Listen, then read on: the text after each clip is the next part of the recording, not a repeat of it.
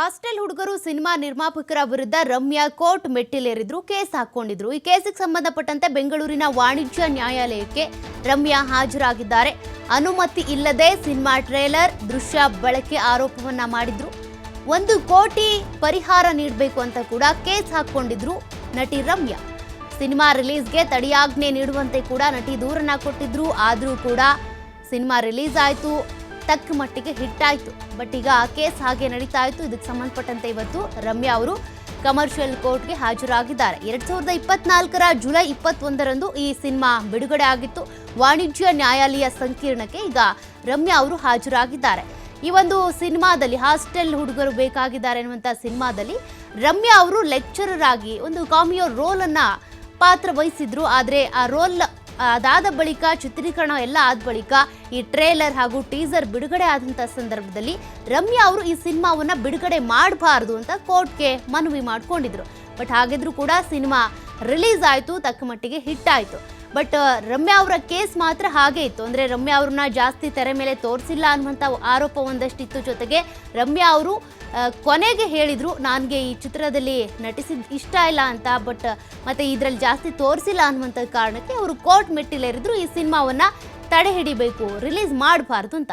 But ಹಾಗಿದ್ರು ಕೂಡ cinema release ಆಯಿತು, ಒಂದಷ್ಟು ಮಟ್ಟಿಗೆ ಹಿಟ್ ಆಯಿತು. ಬಟ್ ಹಂಗಿದ್ರು ಕೂಡ 1 ಕೋಟಿ ರೂಪಾಯಿ ಪರಿಹಾರ ಕೊಡಬೇಕು ಅಂತ ನಟಿ ರಮ್ಯಾ ಅವರು ಕೋರ್ಟ್ ಮೆಟ್ಟಿಲೇರಿದ್ರು. ಅದಕ್ಕೆ ಸಂಬಂಧಪಟ್ಟಂತೆ ಇವತ್ತು ವಾಣಿಜ್ಯ ನ್ಯಾಯಾಲಯಕ್ಕೆ ಹಾಜರಾಗಿದ್ದಾರೆ.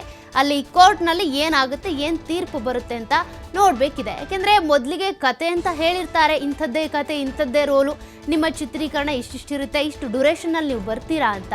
ಹಾಗಿದ್ರೂ ಕೂಡ ಚಿತ್ರೀಕರಣ ಎಲ್ಲ ಆದಮೇಲೆ, ಅಂದರೆ ಹೊಸಬರ ತಂಡದ ಸಿನಿಮಾ ಇದಾಗಿತ್ತ, ಅದಾದ ಬಳಿಕ ಇವ್ರು ಯಾಕೆ ಉಲ್ಟಾ ಹೊಡೆದ್ರು ಅನ್ನುವಂಥ ಪ್ರಶ್ನೆ ಕೂಡ ಆಯಿತು. ಚಿತ್ರೀಕರಣ ಎಲ್ಲ ಆದಮೇಲೆ ಸಿನಿಮಾ ರಿಲೀಸ್ ಹೊತ್ತಲ್ಲಿ ಯಾಕೆ ಈ ರೀತಿಯಾಗಿ ಮಾಡ್ತಾ ಇದ್ದಾರೆ ಅಂತ. ಅದಕ್ಕೆ ಸಂಬಂಧಪಟ್ಟಂತೆ ರಮ್ಯಾ ಅವರು ಮಾತ್ರ ಕೇಸ್ ಹಾಕೊಂಡು ಹಾಗೆ ಮುಂದುವರಿಸ್ತಾ ಇದ್ರು ನಿರ್ಮಾಪಕರ ವಿರುದ್ಧ. ಅಂದರೆ ರಿಲೀಸ್ ಆಗಬಾರ್ದು ಅನ್ನೋದು ನನ್ನ ಒತ್ತಾಯ, ಬಟ್ ಹಾಗಿದ್ರು ರಿಲೀಸ್ ಆಯಿತು ಅಂತೇಳಿ. ಹಾಗಾಗಿ 1 ಕೋಟಿ ಹಣವನ್ನು ಪರಿಹಾರವಾಗಿ ಕೊಡಬೇಕು ಅಂತ ಕೂಡ ರಮ್ಯಾ ಅವರು ಒತ್ತಾಯಿಸಿದ್ರು. ಇವತ್ತು ಕೋರ್ಟ್ನಲ್ಲಿ ವಾದ ಪ್ರತಿವಾದಗಳಾದಮೇಲೆ ಏನು ತೀರ್ಮಾನ ಪ್ರಕಟ ಮಾಡ್ತಾರೆ ನೋಡಬೇಕಿದೆ. ಅಂದರೆ ನಿರ್ಮಾಪಕರ ಪರವಾಗೂ ಕೂಡ ಲಾಯರ್ ಇರ್ತಾರೆ, ಅದೇ ರೀತಿಯಾಗಿ ರಮ್ಯಾ ಅವರ ಪರವಾಗಿ ಕೂಡ ಇರ್ತಾರೆ. ಸಿನಿಮಾ ತಂಡದ ಪರವಾಗಿ ಹೇಗೆ ವಾದ ಮಾಡ್ತಾರೆ ಮತ್ತು ರಮ್ಯಾ ಅವರ ಪರವಾಗಿ ಹೇಗೆ ವಾದ ಮಾಡ್ತಾರೆ, ರಮ್ಯಾ ಅವ್ರಿಗೆ 1 ಕೋಟಿ ರೂಪಾಯಿ ಹಣವನ್ನು ಪರಿಹಾರವಾಗಿ ಕೊಡ್ತಾರಾ ಅದನ್ನು ಕೂಡ ನೋಡಬೇಕಿದೆ. ಯಾಕೆಂದರೆ ಯಾವುದೇ ಒಂದು ಸಿನಿಮಾದ ಚಿತ್ರೀಕರಣಕ್ಕೆ ಹೋಗ್ತಾರೆ ಅಂದರೆ ಮೊದಲು ಅವರಿಗೆ ಕಥೆಯನ್ನು ಹೇಳಿರ್ತಾರೆ, ನಿಮ್ದು ಇಂಥದ್ದು ರೋಲು. ಅಂದರೆ ಈ ಸಿನಿಮಾದಲ್ಲಿ ಅವರು ಕಾಮಿಯೋ ರೋಲನ್ನು ಪಾತ್ರ ವಹಿಸಿದ್ರು, ಅಂದರೆ ಲೆಕ್ಚರರ್ ಆಗಿ ಅವ್ರು ಬಂದಿದ್ರು. ಆ ಸಿನಿಮಾ ರಿಲೀಸ್ ಆದಮೇಲೆ ಅನೇಕರು ಹೇಳಿದರು, ರಮ್ಯಾ ಅವ್ರು ಬರ್ತಾರೆ ಅನ್ನುವಂಥ ಕಾರಣಕ್ಕೆ, ಸಿನಿಮಾದಲ್ಲಿ ಇರ್ತಾರೆ ಅನ್ನುವಂಥ ಕಾರಣಕ್ಕೆ ನಾವು ಬಂದ್ವಿ, ಬಟ್ ಅವ್ರ ಪಾತ್ರ ಕಮ್ಮಿ ಇತ್ತು ಅಂತ. ಸ್ವಲ್ಪ ಜಾಗ ಕೊಡಿ ಅಣ್ಣ ಅವ್ರಿಗೆ.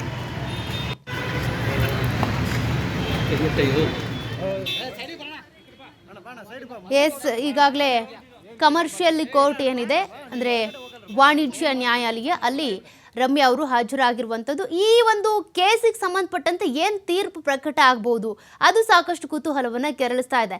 ಸಾಕಷ್ಟು ಸಿನಿಮಾ ಕ್ಷೇತ್ರದಿಂದ ದೂರ ಉಳ್ಕೊಂಡಿದ್ರು ರಮ್ಯಾ ಅವರು. ಈ ಒಂದು ಸಿನಿಮಾದಲ್ಲಿ ಬರ್ತಾರೆ, ಅವರು ಅಭಿನಯಿಸ್ತಾರೆ ಅನ್ನೋವಂತಹ ಒಂದು ವಿಚಾರ ಗೊತ್ತಾಗ್ತಾ ಇದ್ದಂತೆ ಎಲ್ಲರೂ ಕೂಡ ಪ್ರೇಕ್ಷಕರು ಆ ಸಿನಿಮಾ ನೋಡಬೇಕು ಅಂತ ಬಂದಿದ್ರು. ಬಟ್ ಸಿನಿಮಾ ನೋಡಿದ್ಮೇಲೆ ಜನರಿಗೇನು, ವೀಕ್ಷಕರಿಗೇನು ಬೇಸರ ಇತ್ತು ಅಂದರೆ ರಮ್ಯಾ ಅವರನ್ನ ಜಾಸ್ತಿ ಸಿನಿಮಾದಲ್ಲಿ ತೋರಿಸಿಲ್ಲ ಅಂತ.